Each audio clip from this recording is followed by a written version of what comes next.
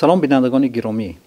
تلویزیون تعلیمی دانشگاه ملی تاجیکستان تصمیم گرفته است که بخشیده به قبول نوبتی دانشجویان به مؤسسه تحصیلات عالی کسبی جمهوری سلسله برنامه‌ها را به راه ماند. ما در این برنامه نیت داریم که داوطلبان را با شرایط و امکانیت‌های دانشگاه ملی تاجیکستان، فاکولته‌ها، کاتدرا و زمینه‌های مادی و تکنیکی علمی و آموزگاری دانشگاه آشنا نماییم.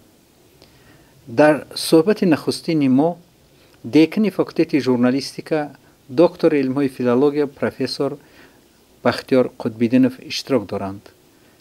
نخست ما شما را خیر مقدم میگویم به استودیو و طور میدانیم ما باید امکانیت ها، زمینه ها و اختصاص و شعبه های دانشگاه ملی تاجیکستان را معرفی کنیم، چون شما سرور فاکولته ژورنالیستیک هستید و فاکولته ژورنالیستیک زاده زمان استقلال است، چون که اگرچه زمینه‌های آن هنوز سال 60 گذاشته شده بودند، اما محض با شرافت استقلال آن به فاکولته مستقل تبدیل داده شد و در شرایط استقلالیت اختصاص‌های ژورنالیستی خیلی زیاد گردیدند.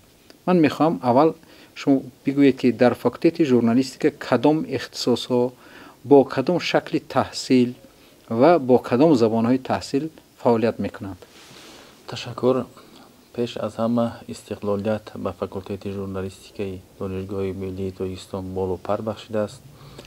اگر به زمینه‌های تاریخی آن سال‌های 60 نگاه کنیم، با یک اختصاص اگر می آمده باشد، امروز برکت و فیض استقلالیت است که در فاکولته ژورنالیستیک دانشگاه ملی تاجیکستان از روی 6 اختصاص ژورنالیستان آماده کرده می شوند. خیلی خوب است که با گذشت سالها، با فراهم آمدن شرایط‌ها، با دستگیری‌های حکومت جمهوری تاجیکستان و ریاست دانشگاه، امروز آماده کردن ژورنالیستان تا رفت خوبتر و بهتر گشته است. امروز افتخار هم میکنیم که حدود 80% ژورنالیستان در تمام ساحه‌های وسایل اخبار عامه ختم کرده های فاکولته ژورنالیستیک دانشگاه ملی تاجیکستان می باشند.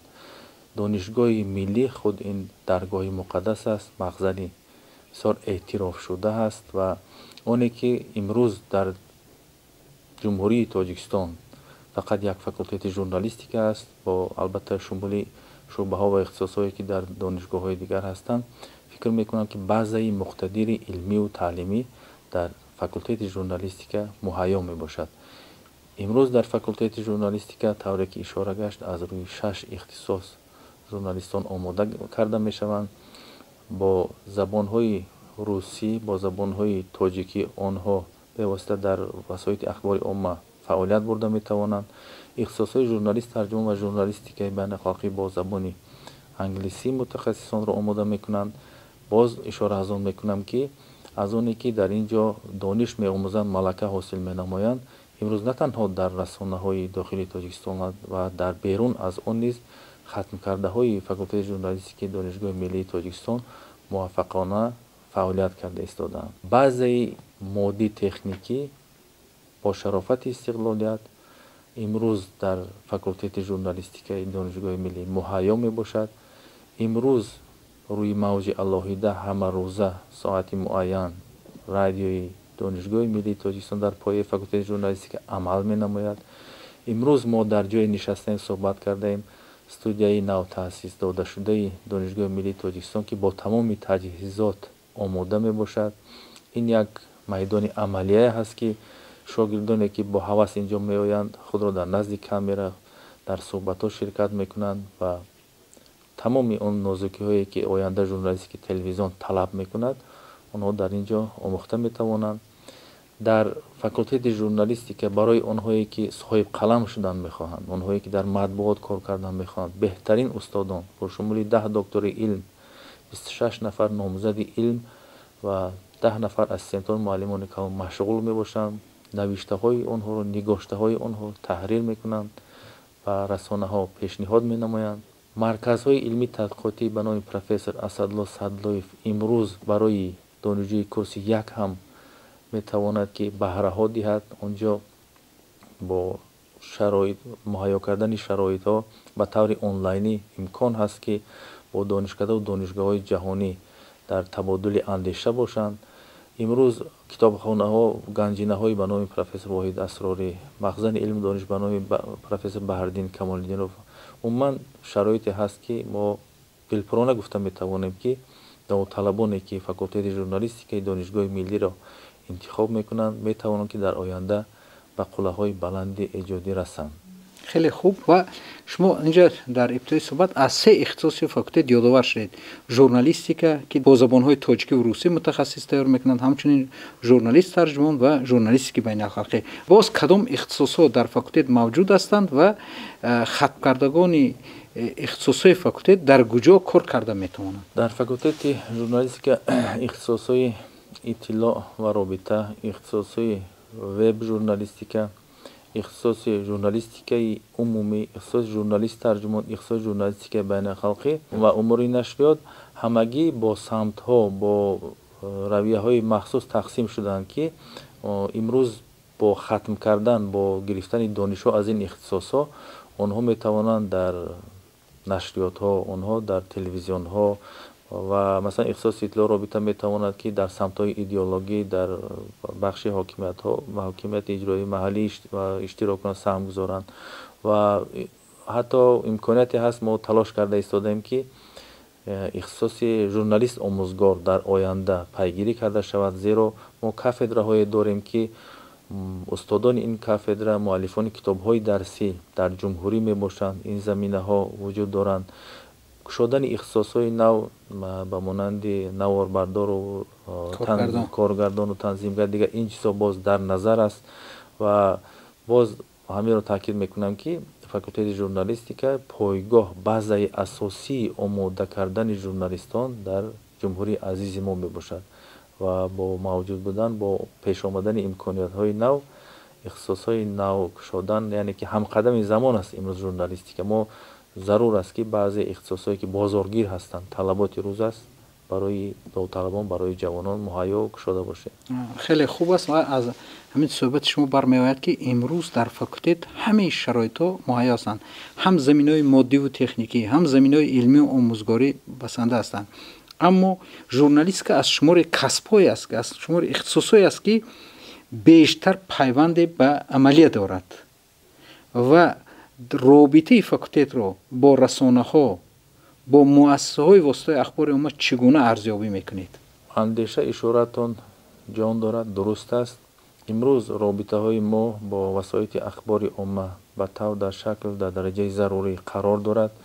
امروز شعبه تجربه آموزی دانشگاه با ده‌ها رسانه‌ها شرطنامه‌ها به امضا رسانیده است. امروز ما منت‌پذیر هستیم از کمیته تلویزیون و رادیوی نزد حکومت جمهوری تاجیکستان، از نشریه‌های زیادی مانند جمهوری، از صدای مردم، جوانان تاجیکستان، آموزگار و غیره که دری پوشیده ندارند برای شاگردان ما. امروز من با اطمینان از آن اشاره میکنم که زیاده از 50 نفر دانشجویان مخصوصا شعبه روزانه بعد از درس حدود بستی معین در رسانه‌ها کار میکنن، حتی برای زندگیشان باز مبلغی معین همچون معاش پیدا میکنن. این برای این چی است؟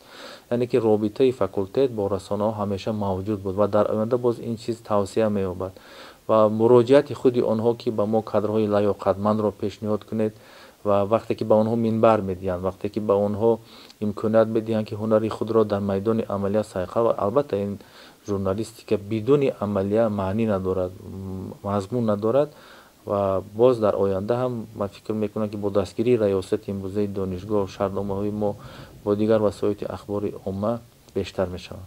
خیلی خوب است و یکی از سمت‌های اساسی که باعث جلب داوطلبان میگردد این زمینه‌های علمی مؤسسات تعلیمی است.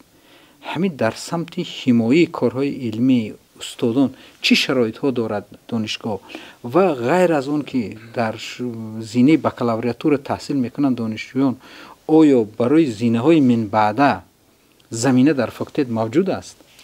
امروز دانشگاه ملی تاجیکستان برای صاحب عنوان گردیدن همه آنهایی که میخوان در رشته علم فعالیتش را دوام دهند در دو بخش طوری که شما میدونید، هم به طریق کلاسیکی که عنوانجو قبول کرده میشن، هم بعد از ختم ماجستراتور آنها به رشته دکتر پی اچ دی جلب کرده میشن و امروز дар факултети журналистика 22 нафар магистрҳо баъд аз тамом кардан, яъне хатм кардани бахши бакалавриатура фаъолият мебаранд ва ҳудуди 10 нафар докторантҳои риштаи PhD фаъолият мекунанд.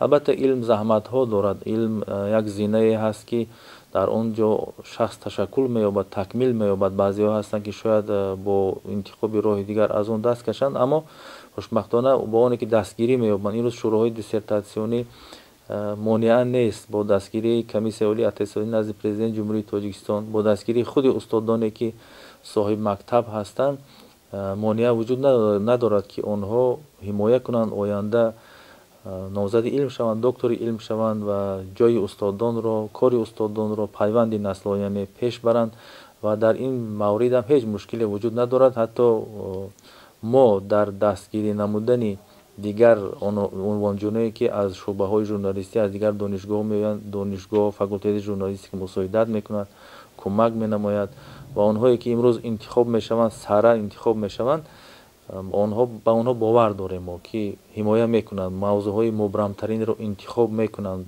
тавре ки ишора гашт, марказҳои илмӣ тадқиқотие ки имрӯз муҳайё гардидааст ба устодони равоншод китобҳои худро имрӯз оварда дар факултет ҳамчун ҳадия доданд ки аз он истифода баранд, мушкилӣ накашанд ва шароити техникие ки имрӯз мавҷуд аст, дастрасӣ ба интернет ва он маркази илми тадқиқотие ки ҳаст, имрӯз ба тариқи онлайн метавонад бо донишгоҳи дигар дар тамос шаванд. ҳамзамон бо дастгирии раёсати донишгоҳ зарур шавад, агар ин муҳаққиқони ҷавон дар хориҷи кишвар низ таҳқиқотҳои худро ба анҷом мерасонанд. хеле хуб аст ва мо аз мисл суҳбати шумо бармеояд ки барои шогирдони шумо, барои хаткардагони ихтисоси журналистика дар ҳама самтҳои фаъолияти маънавӣ, идеологӣ кор ёфт мешавад. имрӯз хаткардагони факултет ба ҳайси котибони матбуотӣ, мақомоти ҳокимияти иҷроии маҳаллӣ, корхонаҳо, муассисаҳо, ба ҳайси журналист дар васоити ахбори омма, ба ҳайси муҳаррир дар нашриётҳо, ба ҳайси донандии технологияи иттилоотӣ дар расонаҳо фаъолият мекунанд ва агар довталабон мехоҳанд ки дар муборизаҳои иттилоотӣ на танҳо сарбоз бошанд, балки фармондеҳ бошанд, пас факултети журналистикаро бояд интихоб кунанд. хаткардагони факултети журналистика касоне ҳастанд ки на танҳо ҷомеаро бо иттилоъ таъмин мекунанд, балки худашон офарандаи иттилоъ ҳастанд, балки худашон дар ҷӯшу хурӯши воқеаҳои ҷамъиятӣ меистанд. пас ман фикр мекунам ки ин шароите ки факултети журналистика дорад, бояд онро интихоб кард. мо ба довталабон муроҷиат мекунем ки ҳангоми интихоб факултети журналистикаи донишгоҳи миллии Тоҷикистонро интихоб кунед. саломату сарбаланд бошед.